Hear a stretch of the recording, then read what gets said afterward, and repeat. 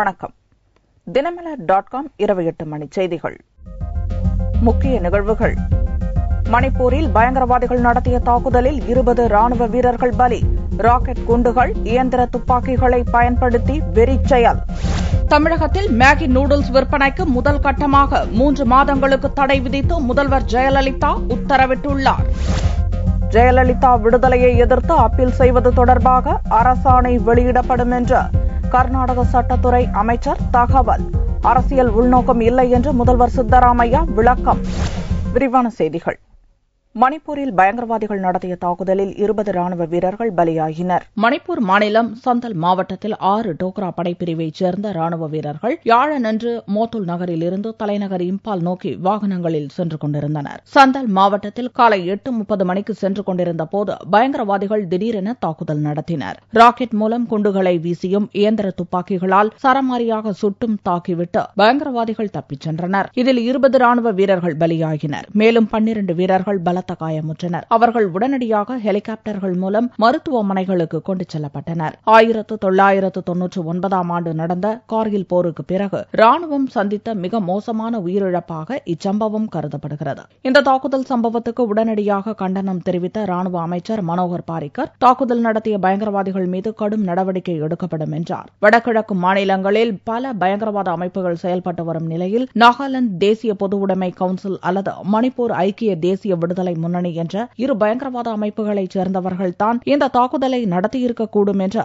மணிப்பூர் போலீசார் சந்தேகிக்கின்றனர். ஒரு பெண்ணை ராணுவ வீரர்கள் சுட்டுக் கொன்றதை கண்டித்து சந்தல் மாவட்டத்தில் புதனன்று முழு அடைப்பு நடந்தது. பெண்ணின் சாவுக்கு பழிக்கு பழியாக இந்த தாக்குதல் நடந்திருக்கலாம் என்று கூறப்படுகிறது.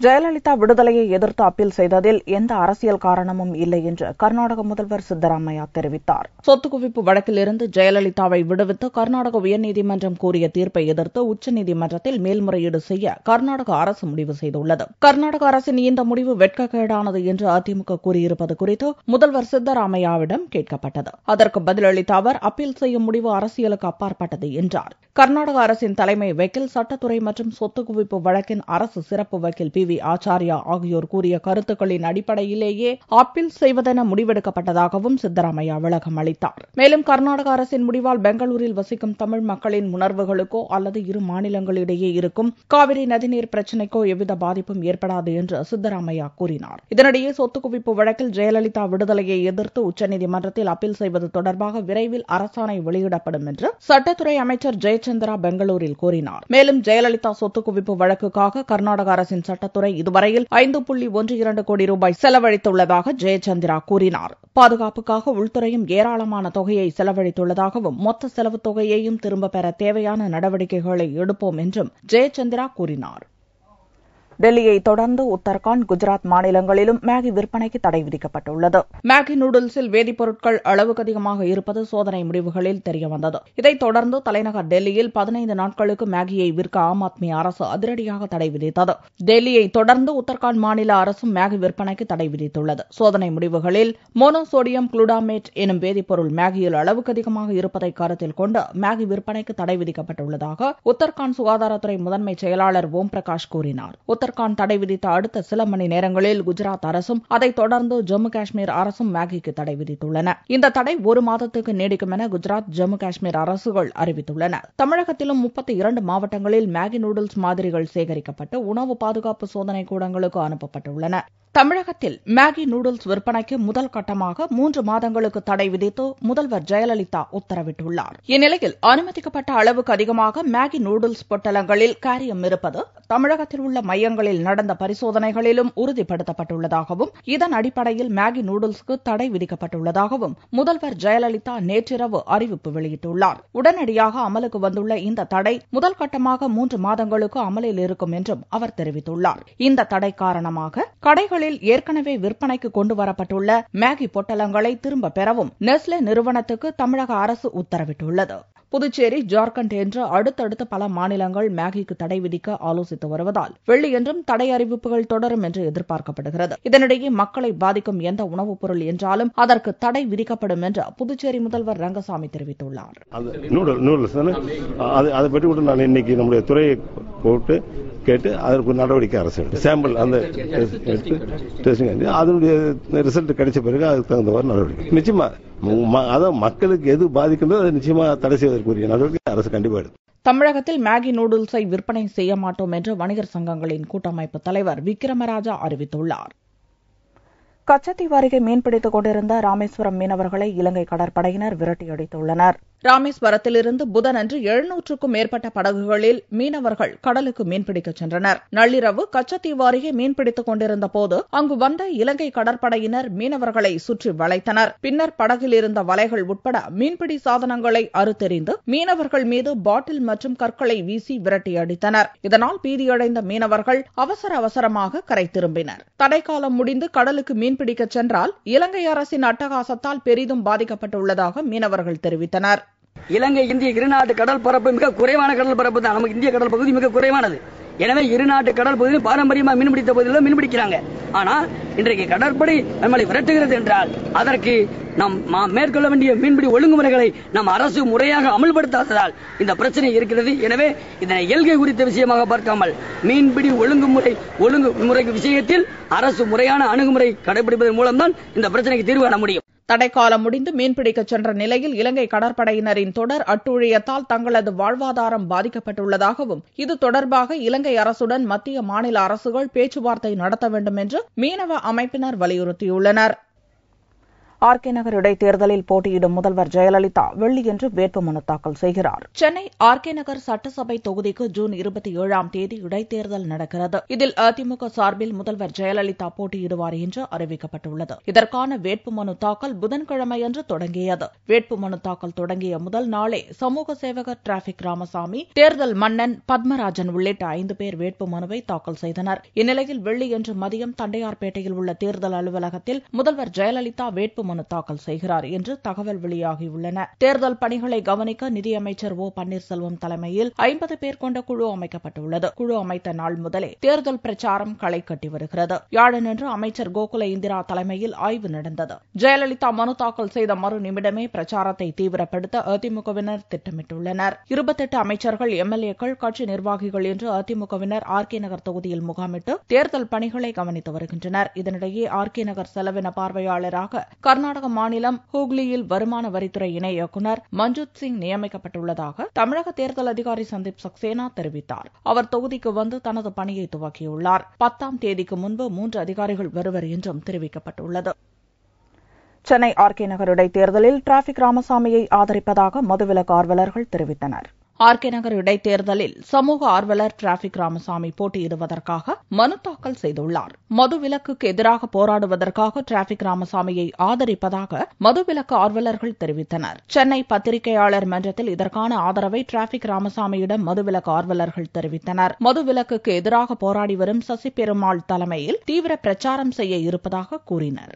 தேர்தலில் நான் வேட்பாளர் அறிவிக்கப்பட்ட பிறகு 10ஆம் தேதிக்கு பிறகு தினந்தோறும் காலை 7 மணி முதல் குறிப்பிட்ட நேரமான 10 மணிக்குள் அமைதியான முறையிலே தொண்டர்களோடு வீடு வீடாக சென்று தான் நடக்கும் என்பதை தெரிவித்துக் கொள்கின்றேன். நிச்சயமாக இந்த தேர்தலிலே எனது முதல் கோரிக்கை பூர்ண மதுவிலக்கை அமல்படுத்தக்கூடிய சூழ்நிலையை உருவாக்குவேன் என்பதை நான் தெரிவித்துள்ளேன். டிராபிக் ராமசாமி தனது தேர்தல் பிரச்சாரத்தை வரும் 10ஆம் தேதி துவக்குகிறார். நடப்பாண்டில் மேட்டூர் அணையிலிருந்து நீர் திறப்பு இல்லை என்று முதல்வர் ஜெயலலிதா தெரிவித்தார். குறுவை தொகுப்பு உதவிகள் அறிவிக்கப்பட்டுள்ளன.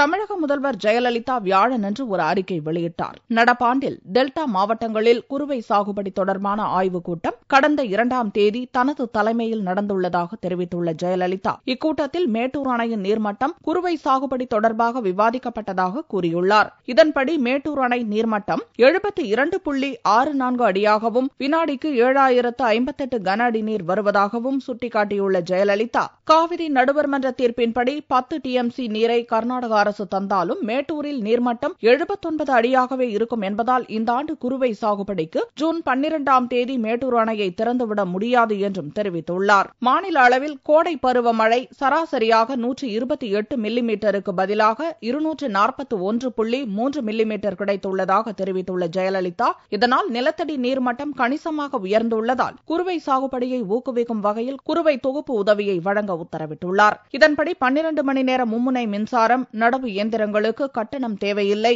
குறுவை சாகுபடியின் மகசூலை உயர்த்தும் வகையில் ஏக்கர் ஒன்றுக்கு 315 ரூபாய் ஊக்கத்தொகை, விலையில்லா ஜிப்சம் விநியோகம் உள்ளிட்ட 40,97,50,00,000 ரூபாய் செலவிலான நலத்திட்டங்களை அறிவித்துள்ளார். இதனால் நிலத்தடி நீர் மூலம் விவசாயிகள் கூடுதல் பரப்பில் குறுவை சாகுபடி மேற்கொண்டு உயர் மகசூல் பெறவும் மண்வளம் மேம்படவும் வழிவகை ஏற்படும் என்று ஜெயலலிதா தனது அறிக்கையில் தெரிவித்துள்ளார்.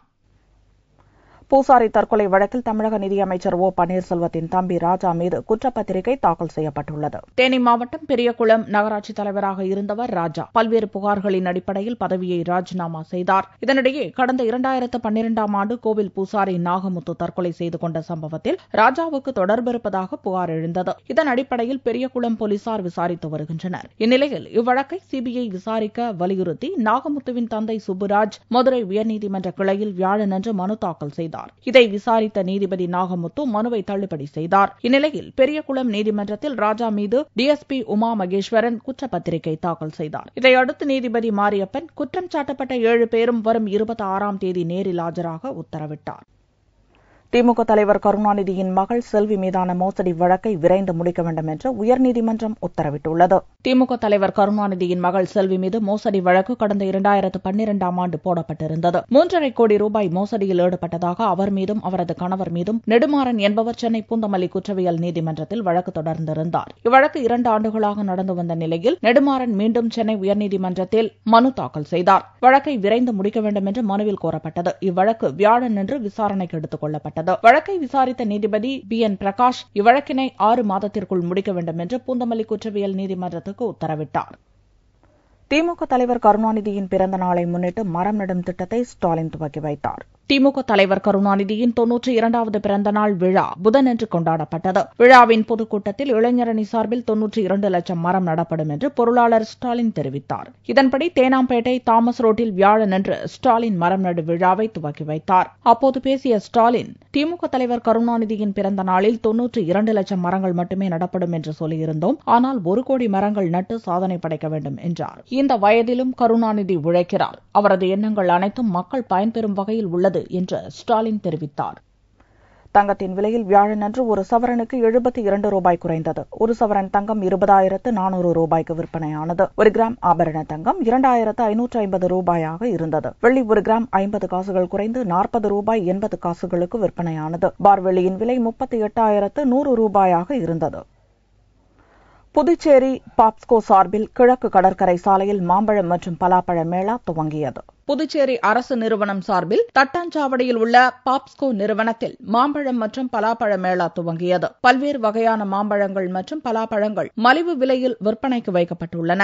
இதன் விற்பனையை புதுச்சேரி முதல்வர் ரங்கசாமி துவக்கி வைத்தார். பங்கனப்பள்ளி, ருமேனி, ஒட்டு, மல்கோவா, கல்நீலம், ரசப்பூரி, ரசால், ரெட்டிகோலா, மனோரஞ்சிதம், காலப்பாடி ஆகிய ரக மாம்பழங்களும், நெய்வேலி, பன்ருட்டி பகுதிகளிலிருந்து பலாப்பழங்களும் கொள்முதல் செய்யப்பட்டு விற்பனைக்கு வைக்கப்பட்டுள்ளன. பழமேளா குறித்து பாப்ஸ்கோ நிர்வாக இயக்குநர் கணேசன், மேளாவில் 25 ரூபாயிலிருந்து 65 ரூபாய் வரை மாம்பழங்கள் கிடைக்கின்றன என்றார். மாம்பழங்கள் எல்லாம் நேரா ஃபார்மர்ஸ் கிட்ட இருந்து அந்த தோட்டத்துல இருந்து டைரக்டா பர்ச்சேஸ் பண்ணிருக்கிறோம். அந்த பர்ச்சேஸ் பண்ண மாம்பழம் நாங்களே பழுக்க வச்சு கொடுக்குறோம். ஸோ இதில் நீங்கள் தைரியமாக இந்த மாம்பழங்கள் நியாயமாக இந்த நேச்சுரலாக பழுக்கப்பட்டது நம்பிக்கையோடு நீங்கள் வாங்கலாம். சீசன் முடியும் வரை மாம்பழம், பலாப்பழம் விற்பனைக்காக வைக்கப்பட உள்ளது என்று கணேசன் தெரிவித்தார். மீண்டும் செய்திகள் இந்திய நேரப்படி வெள்ளிக்கிழமை இரவு 8 மணிக்கு. வணக்கம்.